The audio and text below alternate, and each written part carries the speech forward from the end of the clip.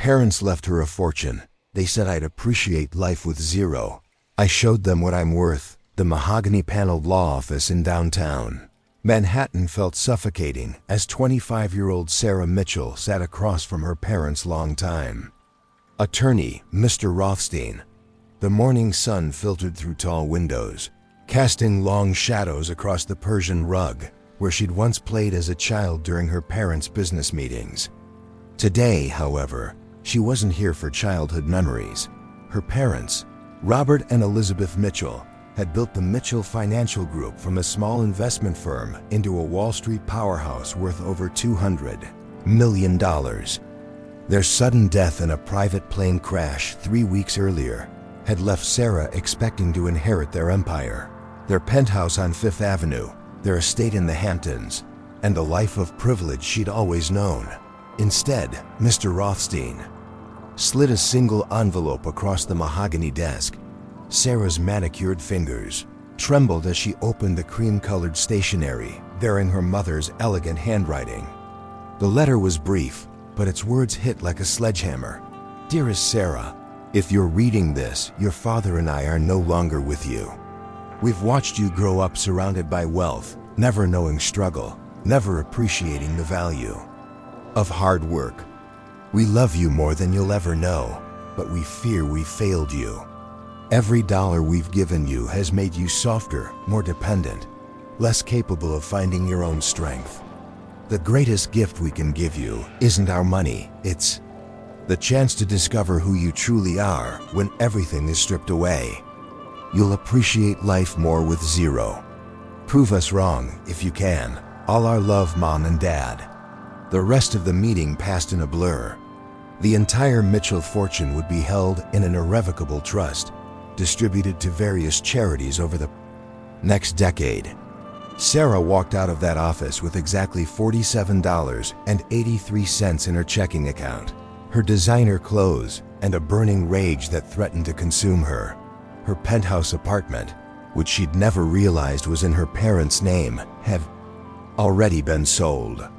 Her credit cards, all tied to her parents' accounts, had been canceled. Even her BMW had been repossessed that morning.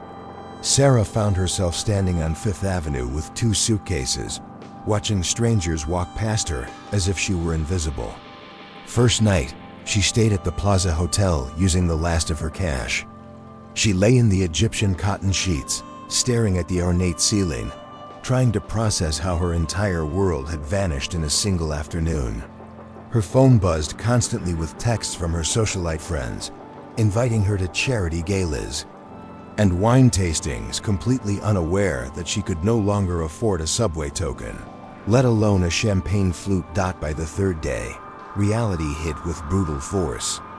Sarah found herself at a women's shelter in Queens, surrounded by women whose struggles made her own seem trivial, yet somehow felt exactly the same.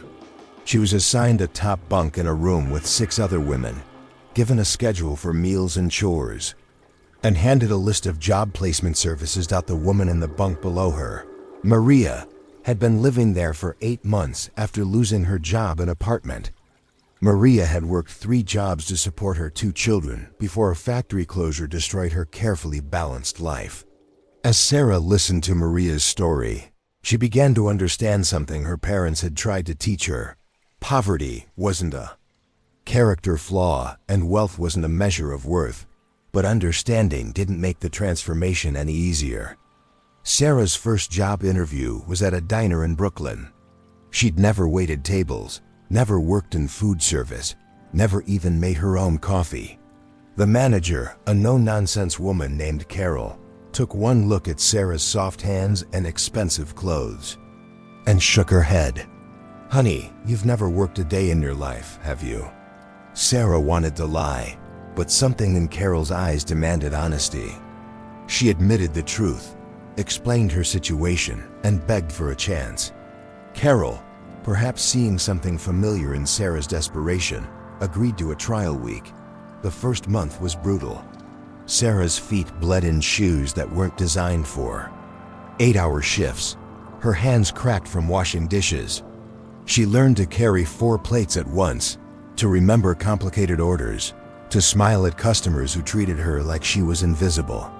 She made mistakes, dropped plates, mixed up orders, spilled coffee on herself and others.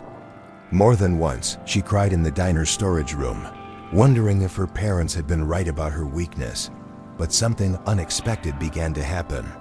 Each small success, remembering a regular customer's order, successfully handling the lunch rush, earning her first paycheck, felt more meaningful than any trust fund payment ever had.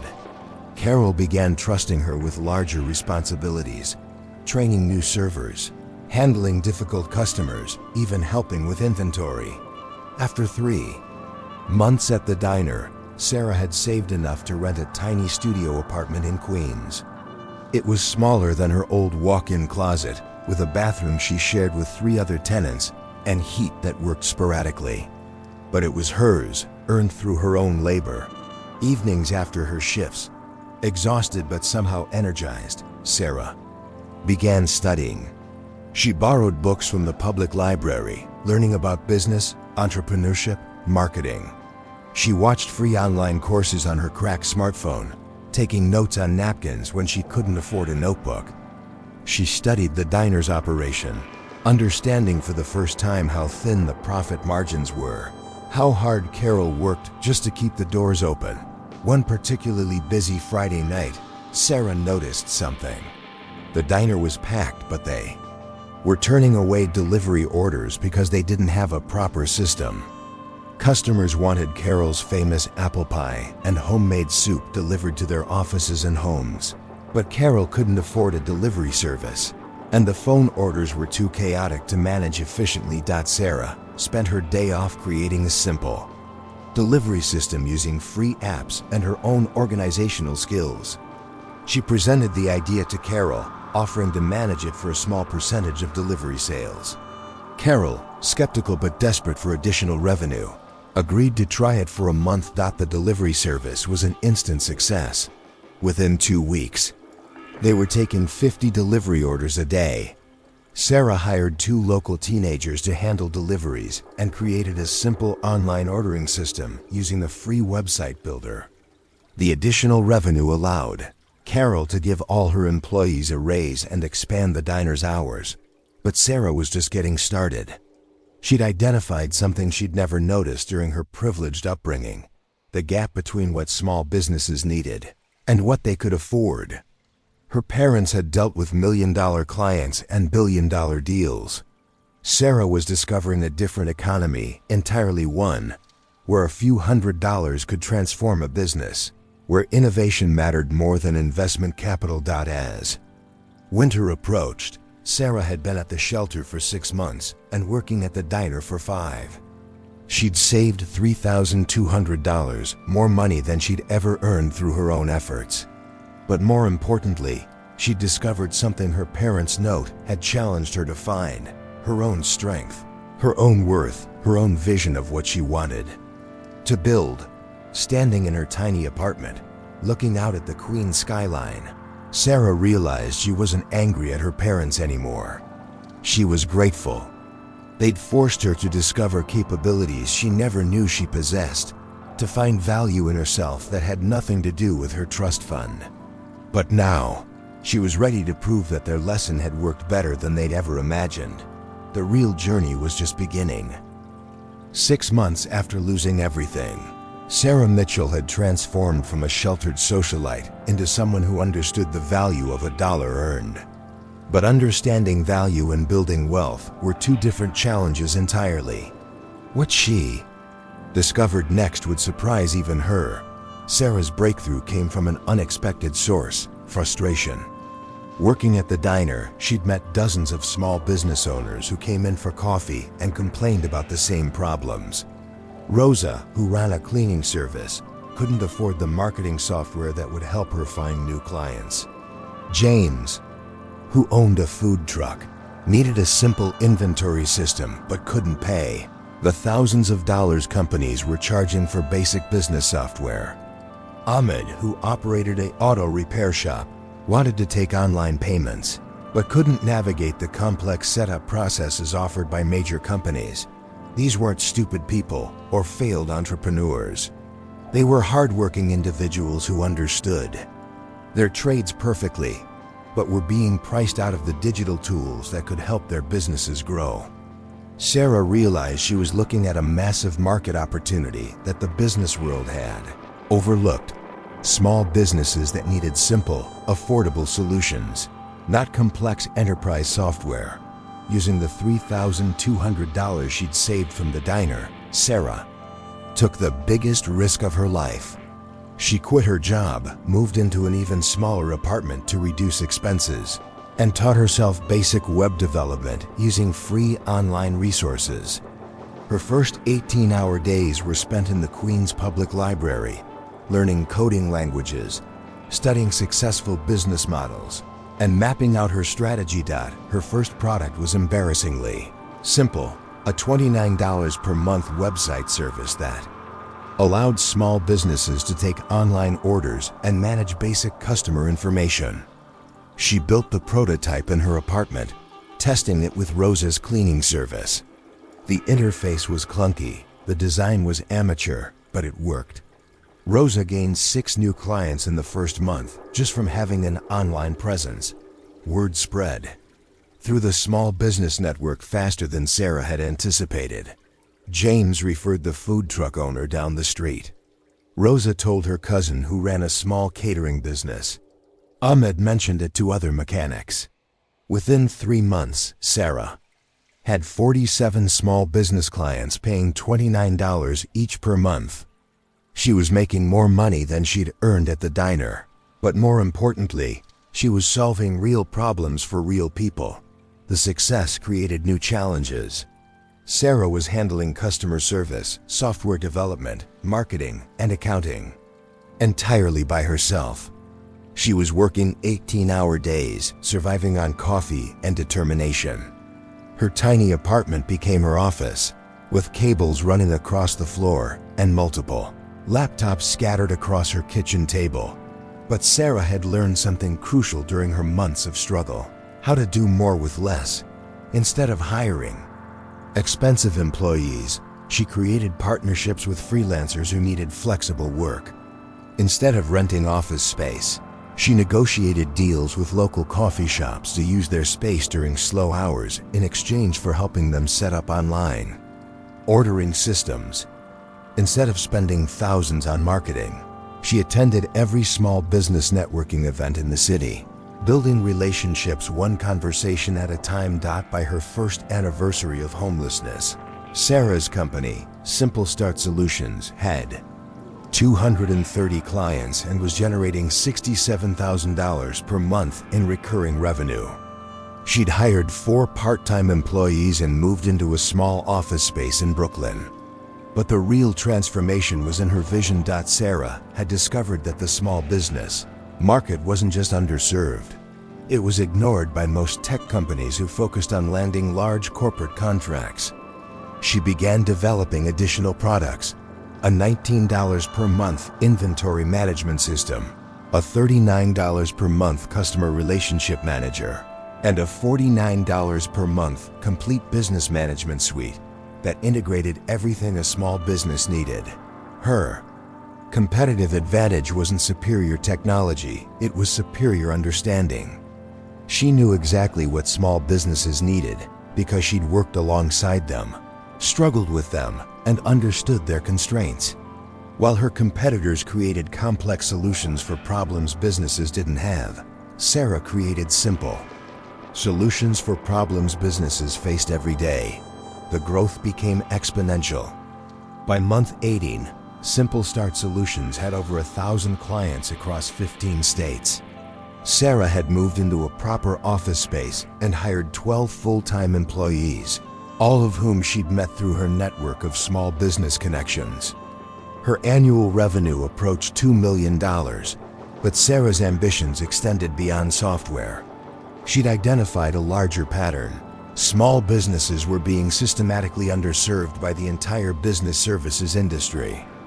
Banking, insurance, marketing, legal services, accounting, every industry catered to large corporations while treating small businesses as afterthoughts. Sarah began acquiring small service companies that specialized in working with local businesses. She purchased a struggling bookkeeping firm in Queens and transformed it into a nationwide remote service. She bought a small marketing agency in Brooklyn and scaled their local business expertise across the country. She partnered with a community bank to create small business banking products that actually met the needs of entrepreneurs, rather than trying to squeeze them into corporate banking. Frameworks. Each acquisition was funded through the cash flow from her existing businesses. Sarah had learned to be profitable from day one, to build sustainable growth rather than venture capital-fueled expansion. She'd watched too many promising companies collapse under the weight of investor expectations and debt loads. 3 years.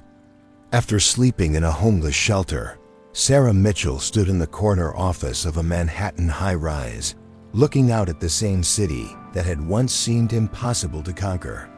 Simple Start Solutions was now a $50 million company with over 3,000 small business clients and 200 employees. But the numbers, impressive as they were, weren't what made her proudest. Sarah had created something her parents' investment firm never achieved, a business that actually improved people's lives.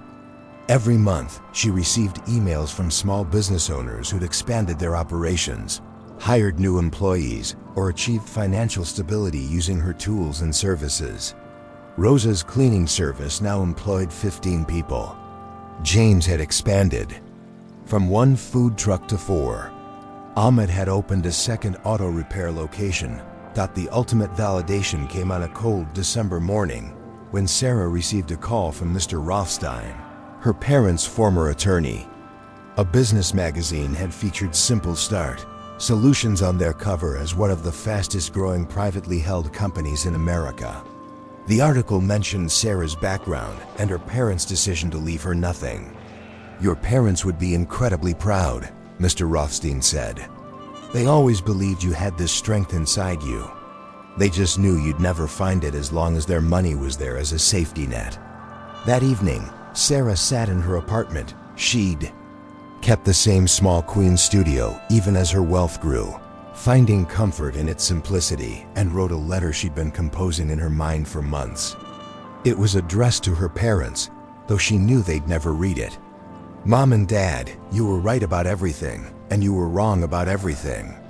You were right that I needed to discover my own strength, my own worth, my own vision of success. You were right that I was weak and dependent and had no idea what I was capable of achieving. But you were wrong about one thing. I didn't need to appreciate life with zero. I needed to appreciate the journey from zero to something meaningful. The struggle wasn't the lesson, the building was the lesson. Thank you for giving me the greatest gift you could have given, the chance to surprise myself. I hope I've surprised you too." Sarah's net worth now exceeded her parents at the time of their death, but the number felt irrelevant. She'd built something more valuable than wealth. She'd built proof that her parents' faith in her had been justified, that their sacrifice had been worthwhile, and that sometimes the greatest inheritance isn't money, it's the opportunity to discover who you really are when everything else is stripped away. As she looked out at the city lights, Sarah realized her story wasn't about proving her parents wrong. It was about proving them right in ways they'd never imagined possible. They'd gambled everything on her potential, and she'd transformed that gamble into a legacy that honored their memory while building something entirely her own. The girl who'd once cried in a homeless shelter was gone. In her place stood a woman who'd learned that true wealth isn't what you inherit, it's what you create, who you help, and how you transform struggle into strength. Sarah Mitchell had become exactly what her parents had hoped she could be. Someone who appreciated life, not because she'd started with zero, but because she'd built everything from zero. One small business, one employee, one client, one small victory at a time. Thank you for watching this story unfold with us here on M&A The Story Unfolds. If you enjoyed it, don't forget to subscribe to the channel and turn on the notification bell so you never miss a new tale. We'd love to know where you're watching from. Leave a comment below and tell us what part of the world you're joining us from. Your support means everything. See you in the next story.